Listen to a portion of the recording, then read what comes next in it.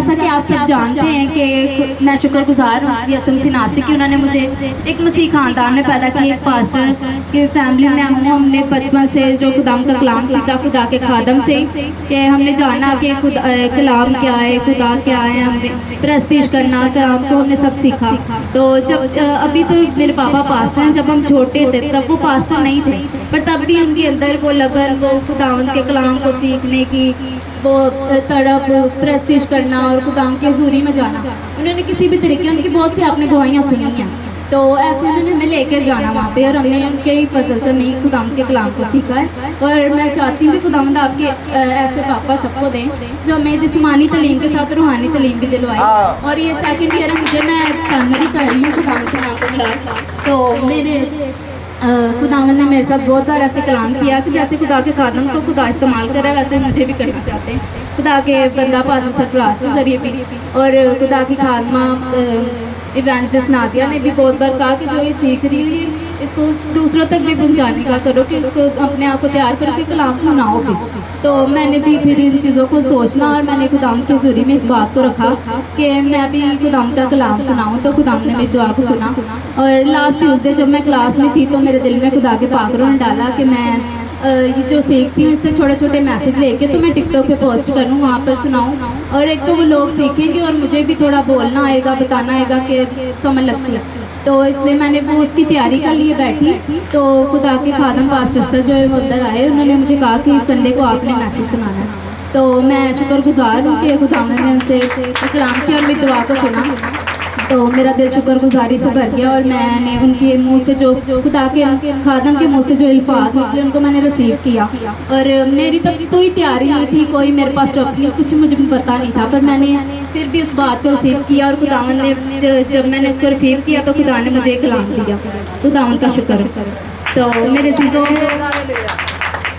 आज का जो मेरा टॉपिक है तो ये है कि everything is possible with God, खुदा के साथ सब कुछ मुमकिन है। हालेलुया। और मैं शुक्रगुजार हूँ खुदावंद यीशु मसीह नासरी की कि उन्होंने मुझे जो है ये रिस्पॉन्सिबिलिटी दी, ये जिम्मेदारी दी कि मैं आपकी ईमान को ताज़ा कर सकूँ, आपकी हौसला अफजाई करूँ कि अपनी जो आरामदेह जगह है इसको छोड़कर आगे बढ़ें। तो मेरे चीज़ों हमें चाहिए कि हम दलेर हों, जुर्रतमंद और हौसला होने की ज़रूरत है कि हम उसकी बुलावट के मुताबिक जो है हम आगे बढ़ें। जो खुदावंद हमसे काम लेना चाहता है हम उसके लिए बढ़ें, जो खुदावंद की मर्जी को अपनी ज़िंदगी में देखें। आमीन।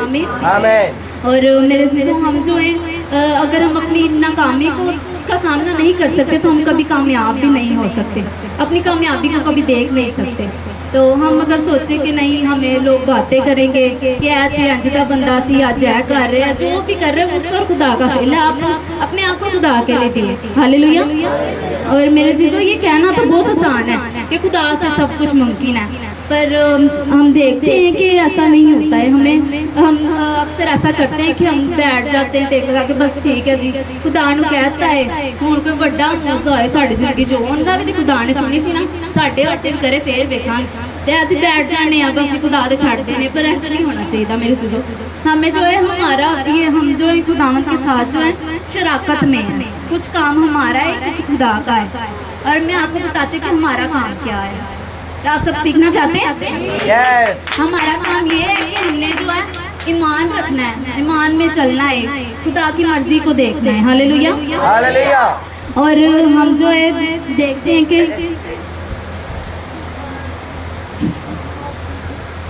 हमने काम को देखा है, हमने इसके साथ हमने जो हवाला पढ़ा है खुदा के कलाम में से कि यकूब का आम खत 4 बार 2-3 आयत हमने जो ये पढ़ी है, इसमें हमने ये सीखा है कि हमें जो है कि हम कैसे मांगते हैं और हमने कैसे मांगना चाहिए। अंडरस्टैंड? तो इसके लिए मेरे पास 2 एग्जांपल्स हैं, तो मैं आपकी ओर नज़र करना चाहूँगी। तो बस ये कुछ कहा तो नहीं पर मेरे दिल में आ रहा तो मैं आप सबके सामने बयान करना चाहूँगी। अब एक बंदा है, उसको गाड़ी की ज़रूरत चले लगा ले, उसको एक गाड़ी की ज़रूरत है, उसने खुदा के हजूर रख दिया, वो घुटनों के बल हो गया, उसने कह दिया खुदावंद तू मुझे गाड़ी दे, मैं अपने आप से कुछ नहीं हूँ, मैं अपने आप को तेरे ताबिया करती हूँ, मैं जो कुछ भी हूँ तेरे ही फजल से हूँ, मेरे पास जो कुछ है तेरा दिया है।